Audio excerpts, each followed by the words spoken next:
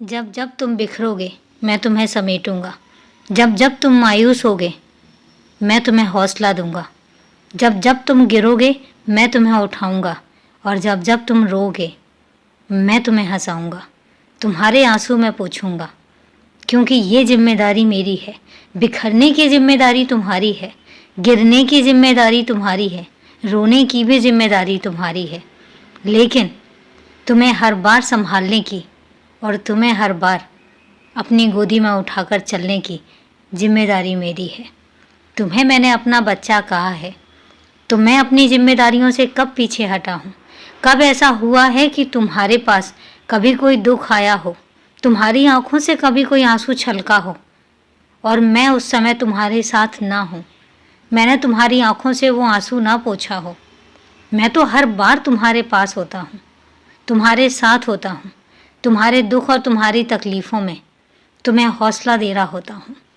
तुम्हारी खुशियों में तुम्हारी खुशी को मैं दुगना कर रहा होता हूँ। मैं हमेशा ही तो होता हूँ। तुम एक बच्चे की तरह मेरे सामने आते हो, तो मैं एक पिता की तरह, एक माता की तरह, एक बड़े भाई की तरह, जिस रिश्ते में से तुमने मुझे नवाजा है उस रिश्ते की तरह मैं तुम्हारे पास होता हूँ और मैं तुम्हें संभाल रहा होता हूँ। तुम बताओ, तुमने जिस रिश्ते से मुझे नवाजा है, क्या मैंने वो रिश्ता तुमसे नहीं निभाया? निभाया है ना, और बहुत ईमानदारी से निभाया है। अरे मैं तुमसे पहले तुम्हारा हूँ।